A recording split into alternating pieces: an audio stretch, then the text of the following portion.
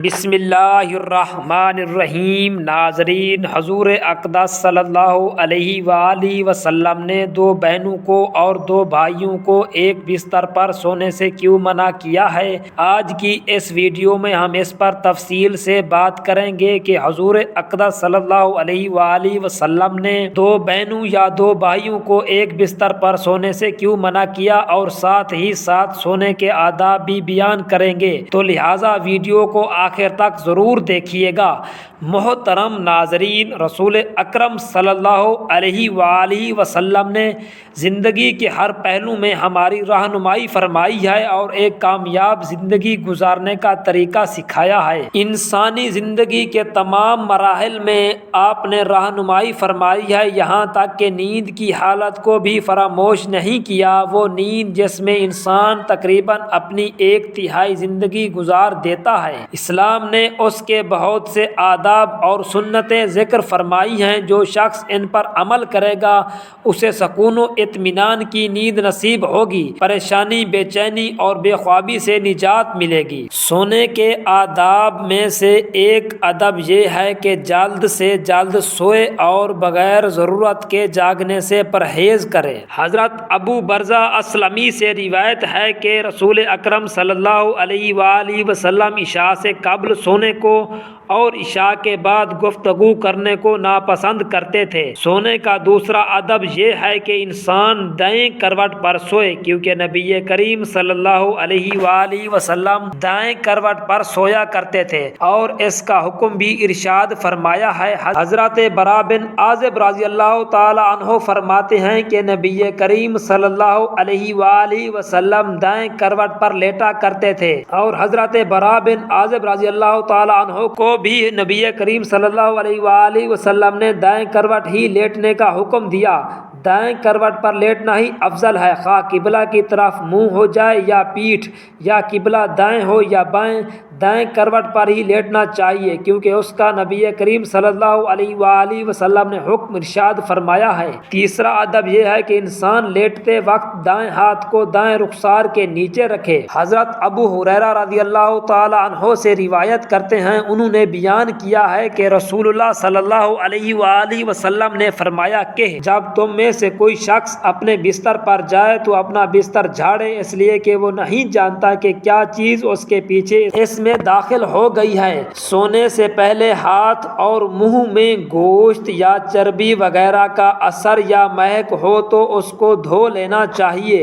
حضور اقدس صلی اللہ علیہ وآلہ وسلم نے فرمایا، جس کے ہاتھ میں گوشت یا چربی کی مہک یا اس کا اثر موجود ہو اور اسے دھوئے بغیر سو گیا، پھر اسے کوئی مصیبت پہنچی تو وہ اپنے آپ کو ملامت کرے۔ سونے سے قبل کھانے پینے کے برتنوں کو ڈھانپنا چاہیے۔ سونے سے قبل کھانے پینے کے برتنوں کو بسم اللہ کہہ کر ڈھانک دے۔ اگر کوئی چیز نہ ملے تو کم سے کم ایک لکڑی ہی صحیح بسم اللہ کہہ کر ان پر رکھ دیں، اس لیے کہ شیطان بند دروازوں کو اور ڈھکے ہوئے برتنوں کو نہیں کھولتا۔ سونے سے پہلے آگ اور چراغ بجھا دیں۔ حضرت جابر بن عبداللہ رضی اللہ تعالی عنہ سے روایت ہے کہ رسول اکرم صلی اللہ علیہ وآلہ وسلم نے فرمایا، رات میں جب تم سونے جاؤ تو چراغ بجھا دو اور دروازے بند کر دو۔ حضرت عبداللہ ابن عمر رضی اللہ تعالی عنہ کہتے ہیں کہ نبی کریم صلی اللہ علیہ وآلہ وسلم نے فرمایا، سوتے وقت اپنے گھروں میں آگ کو جلتے ہوئے نہ چھوڑو۔ ایک اور روایت میں ہے کہ چراغ بجھا دو، کیونکہ بسا اوقات چوہا چراغ کی بتی کو بھڑکا کر گھر والوں کو جلا ڈالتا ہے۔ ایسی چھت پر سونا منع ہے جس کے اطراف کوئی آڑ نہ ہو جو گرنے پڑنے سے روک نہ سکے۔ رسول اکرم صلی اللہ علیہ وآلہ وسلم نے فرمایا، جو شخص ایسی چھت پر سوئے جس کے اطراف کوئی آڑ نہ ہو اور وہ اوپر سے گر کر مر جائے یا اسے کوئی نقصان پہنچے تو وہ اللہ کی ذمہ داری سے بری ہے۔ اب ہم اپنے موضوع کی طرف آتے ہیں کہ رسول اقدس صلی اللہ علیہ وآلہ وسلم نے دو بھائیوں یا دو بہنوں کو ایک بستر پر سونے سے کیوں منع کیا ہے؟ ناظرین، اسلام انتہائی صاف ستھرا اور پاکیزہ دین ہے۔ اس کے احکامات انتہائی عمدہ، تقوی، خوف باری تعالی اور پاکیزگی پر مبنی ہیں۔ اسلام جہاں ظاہری گندگی سے بچنے کی تلقین کرتا ہے، اس کے ساتھ ساتھ ایسے انتظامات مسلم معاشرے کو دیتا ہے جس سے ہر فرد کی روحانی تربیت بھی ہو جاتی ہے۔ اسلام نے والدین کے لیے جہاں انہیں خود گناہ کے کاموں سے بچنے کی تلقین کی ہے، وہاں پر ان کے بچوں کے لیے بھی احکامات صادر فرمائے ہیں۔ حضرت عبداللہ بن عمر رضی اللہ تعالی عنہ بیان کرتے ہیں کہ نبی کریم صلی اللہ علیہ وآلہ وسلم نے ارشاد فرمایا، جب تمہارے بچے 7 سال کے ہو جائیں تو انہیں نماز پڑھنے کا حکم دیں، اور جب 10 سال کے ہو جائیں تو انہیں نماز نہ پڑھنے پر ماریں اور ان کے بستروں کو الگ کر دیں جب 10 سال کے ہو جائیں۔ علامہ محمود محمد رحمۃ اللہ علیہ ابو داؤد کی شرح میں لکھتے ہیں کہ ان کے بستر جدا جدا کر دو کا مطلب یہ ہے کہ ان کے سونے کی جگہیں الگ الگ بناؤ، اس لیے جب وہ 10 سال کو پہنچتے ہیں تو بلوغت کی ادنی حد تک قریب ہو جاتے ہیں، ان کی شہوت زیادہ ہو جاتی ہے اور ان پر فساد و خرابی کا ڈر ہوتا ہے۔ اس بات پر دلالت ہے کہ ولی پر واجب ہے کہ وہ بچوں کے درمیان سونے کی جگہوں میں تفریق ڈال دے، اگرچہ وہ بھائی ہی کیوں نہ ہوں، جب وہ 10 سال کی عمر کو پہنچ جائیں۔ حضور اقدس صلی اللہ علیہ وآلہ وسلم نے بچوں کو علیحدہ بستروں پر سلانے کا جو حکم آج سے 1400 سال پہلے دیا، آج کی ترقی یافتہ میڈیکل سائنس اور جنسیات کے ماہرین نہ صرف اس کو تسلیم کرتے ہیں بلکہ اس پر زور دیتے ہیں، اس کے فوائد گنواتے ہیں اور اس پر لاپرواہی برتنے پر برے انجام سے ڈراتے ہیں۔ کتاب اپنے بچوں کو جنسیات سے آگاہ رکھو، جس کو انجمن معائنہ اطفال امریکہ نے تیار کیا ہے، ضروری ہے کہ بچوں کو اس بستر پر نہ سونے دیا جائے، اور بہتر تو یہ ہے کہ انہیں ایک کمرے میں بھی نہ سلایا جائے، کیونکہ جو بچے متواتر ایک بستر پر سوتے ہیں ان کے اندر رگڑ اور جسمانی ملاپ کا مرض رونما ہوتا ہے، اور رفتہ رفتہ یہ بچے جنسی کھیل کھیلنے لگتے ہیں۔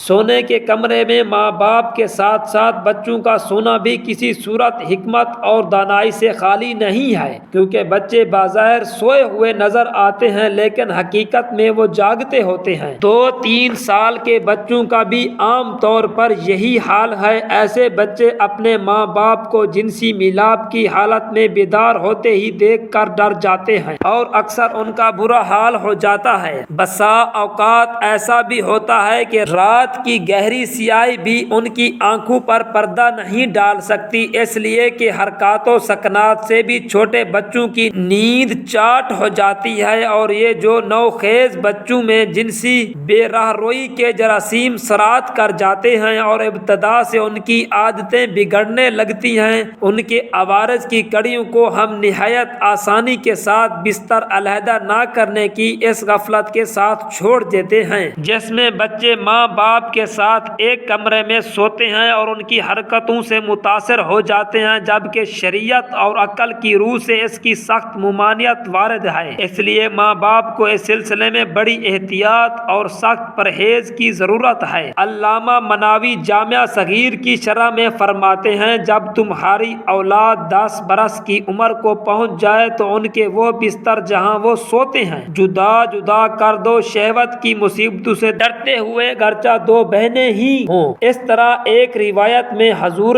اقدس صلی اللہ علیہ وآلہ وسلم نے ارشاد فرمایا، مرد مرد کے ستر کی طرف نہ دیکھے اور نہ ہی عورت عورت کے ستر کی طرف دیکھے، اور مرد مرد کے ساتھ ایک کپڑے میں جمع نہ ہو اور عورت عورت کے ساتھ ایک کپڑے میں جمع نہ ہو۔ اس میں یہ بھی حکمت پیش نظر آتی ہے کہ مرد و زن برائی سے محفوظ رہیں اور اپنے آپ کو گناہوں سے بچائے رکھیں، کیونکہ جب خلوت اور ایک ہی بستر میں انہیں سونے کی جگہ ملے تو شیطانیت کا دروازہ کھلنے میں دیر نہیں لگتی۔ شریعت اسلامیہ نے اس دروازے کو بند کرنے کے لیے یہ تعلیم دی ہے کہ 10 سال جو شعوری عمر کی ابتدا ہوتی ہے سے ہی یہ پابندی قید کر دی جائے تاکہ برائی کے راستے مسدود ہو جائیں۔ اس لیے ہمیں اس کی طرف خصوصی توجہ دینی چاہیے اور اپنے بچوں کو اسلامی تعلیمات سے ہمکنار کرنے کے لیے پوری محنت اور تگ و دو سے کام لینا چاہیے۔ جو حضرات ہمارے چینل پر نئے آئے ہیں وہ ہمارے چینل کو سبسکرائب کر دیں تاکہ نئی آنے والی ویڈیو آپ تک پہنچ